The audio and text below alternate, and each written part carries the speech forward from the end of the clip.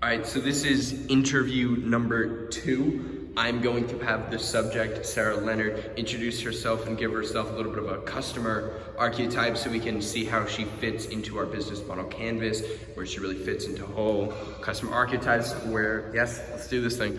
All right, so if you could just introduce yourself, your name, your age, your height, where you currently go to school, what kind of subjects you're interested in, and we'll just get the ball rolling. My name is Sarah Leonard. I'm 16 years old. I go to Singapore American School and I like math and science. Math and science. Can you talk about what kind of classes you're taking in school? I'm taking accelerated chemistry, the accelerated math course, and I'm taking a really fun English history course and a really fun PE. Okay, so we can obviously put you into the very educated sector, so very smart Sarah Leonard. Let's do this interview. All right, so you just tell me just a little bit of background on yourself. Where have you lived currently? What experience have really shaped you? So I've lived in Singapore my whole life, and I feel since Singapore is a very open-minded country, and there's a lot of different cultures here, I feel like being exposed to all those different cultures have really shaped me and shaped my values and views because I'm also very open-minded and yeah. All right, it's very international too. We can add that to our list of adjectives to describe Sarah. So, if I can ask you, have you ever collected anything like Barbie dolls?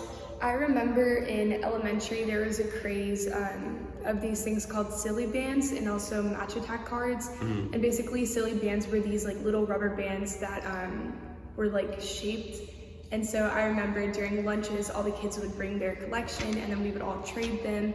Our parents would buy them for us. And then also with Match Attacks, my parents would always buy me Match Attacks because it was a great way for my friends and I to bond, and it also helped me meet a lot of new people. Mm-hmm.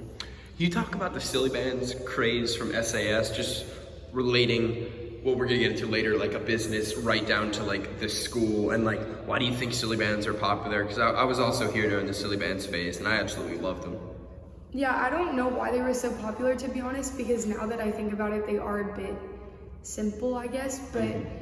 I just remember it was so fun to see all the different shapes and there were all the different colors. There were the limited edition sparkly ones and they were all over the internet and everyone had them and you wanted to be a part of that and you wanted to have Silly Bands like mm-hmm. everyone else. It was exclusivity factor kind of. Yeah. Yeah, so that's again what kind of drives the whole collecting market. Mm-hmm. And then you were telling me a little bit before, this is why I actually chose you as my subject, that your 2 older brothers actually enjoyed playing Pokemon, and you're not sure if you remember correctly, but you think Magic the Gathering, not quite sure, but if you just go into a little bit about your brothers, their education, all that, where they are now. Yeah, so both my brothers are pretty smart. One is studying in England, the other is studying in the States, and I don't really understand the Pokemon craze, to be quite honest, but I remember when I was really young, my brothers wouldn't stop talking about Pokemons, and I still don't understand it, but everywhere we go, even though they're a bit older now, they're still talking about Pokemons and how fun they are to trade, and I don't completely get it, but I know that they were really into it, and honestly, I think it's quite nerdy, but they were really obsessed with them. All right, so now that we've got your general views, we're gonna focus more on my aspect of this whole project, which is more social media trends mm-hmm. and how someone of your demographic would interact with social media on the daily usage. So if you could tell me what kind of social media platforms you have right now, what you spend the most time on, reasons why you like it. So I have pretty much all the social media platforms. I have Snapchat, Instagram, Facebook, TikTok, and I have a bunch of different social media platforms. And honestly, I feel my top 2 are probably Snapchat and Instagram. Mm-hmm. I love Snapchat just because that's my way that I'm able to communicate with people, and that's kind of my main way of communicating with my friends. Mm-hmm. And then I also love Instagram because I just love being able to see people going to these super cool, crazy places. And also something I really like about Instagram is it like adverts are kind of annoying sometimes, but it gives you things that like they know you like based off of the posts that you look at and the posts that you save and like and everything. And so I'm then able to find all these like really cool online boutiques and stuff that I usually wouldn't be able to find just like scrolling through the internet. All right. So if you could just talk a little bit, just based on like your community, what you're surrounded by, what do most teens these age have? Snapchat, Instagram, Facebook, and all that? Mainly Snapchat and Instagram, I think, and TikTok is becoming more and more popular just because I think it's such a fun like app, you know, with the whole like dancing thing and everything. But I feel like Facebook now is kind of like going out of trend because I feel like Instagram keeps up with the trends and also sets the trends, and then again Snapchat is just like an easy, fun way to communicate with people compared to like WhatsApp or iMessage. So like, would you say, where are advertisements typically targeting you out of those three main social media platforms? I feel like Instagram is mainly the like biggest advertisement one because like on Snapchat, that's mainly just like a messaging platform, whereas on Instagram, like you can be scrolling through and like it will advertise a game, and then like you can download the game and then it'll give you more advertisements for these games. For example, today I downloaded a few that I saw on Instagram. Yeah, and I think like just the super cool thing about Instagram is the way that it's like personalized to you, because like scrolling through my friend's Instagram or like my mom's Instagram, it's completely different from like what I see on my discovery page and all the adverts that I receive.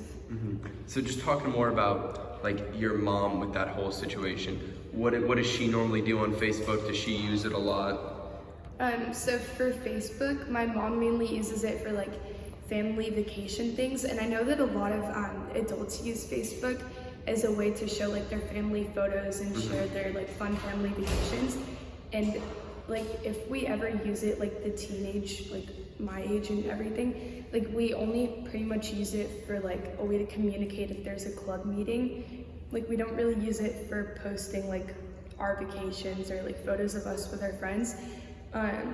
Yeah, but then I know that like my mom was talking about how on Facebook she also gets a lot of adverts, but how like those are kind of annoying because they're kind of irrelevant to like what she likes.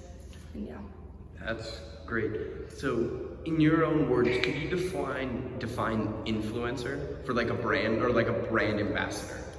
Okay, so one great example is this 19-year-old girl, I believe her name is Demi, and she's kind of like the brand ambassador for this really cool exercise brand called Gymshark. And basically an influencer is someone who has like a ton of followers and they use like the product or like wear the clothing of the brand, and then they're able to like build the brand based off of what they post and share.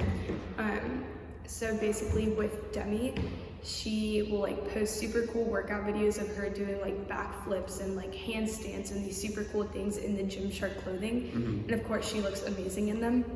And then like I'll think, oh, I want to buy like a pair of these leggings or something just because like she looks great in them, and like what she's doing with the clothing and everything is super cool. But then yeah, for example, like Kylie Jenner sometimes, and like the really well-known celebrities, they can post a photo giving a shout out to a brand, and then that brand will like immediately get like thousands of more followers, and people will start buying their stuff just because if this person that someone looks up to has the product, then the other people will automatically want to like have the same thing as them. So do you feel like you're very influenced by influencers, not very influenced? Where do you really fall on the scale? I feel like I am really influenced by the influencers on Instagram, but I feel like a lot of the things that they're showing are like really overpriced. And I like, for example, there's this website called Zaful, and it's like an online website, and all their things are really cute, but then like a lot of these celebrities do reviews on them, and like their clothes don't turn out to be so amazing. So like a lot of these products and everything can be very deceiving. So in a way I am very influenced because I'm like, oh my gosh, like I want to look more into that, but then again when I actually look more into it, I'm kind of like, well, that's not what I was originally seeing. Okay, thank you so much. And just going back onto another aspect of this whole social media and all that, So very often advertisements will give you like a link to click on to buy a product. How often do you do that? Can you just talk a little bit more about like how often you e-commerce shop, and then we get into a little bit like what your parents think about e-commerce shopping and all that. Yeah, okay, so personally, I shop online a decent amount, not as much compared to my friends, because like the thing about Singapore is like we don't have, like for my age and like for the people that have the same type of style as I do, we don't have a ton of shops with like the clothing that we like. So then that's where like I will shop online. So for example, like a really well-known store in Singapore called Brandy Melville closed. So now a lot of my friends and I will shop online or ship it to like our siblings overseas so that when they come back to visit us, they can bring it to us. But yeah, like I think advertising online shopping can be very deceiving sometimes, because like I know that you can buy stuff online and it can look amazing on like a certain like type of shape, like body shape or whatever, and then like you receive it and you're like, that's not at all what I thought it would look like. But then again, I feel like if the website is easy to navigate and it's like not deceiving enough, but like if the photos make the product look good and if it has good reviews and everything, then I will be more inclined to purchase it than if the website is hard to navigate or slow or anything like that. Oh, this is awesome. Thank you so much for all your feedback.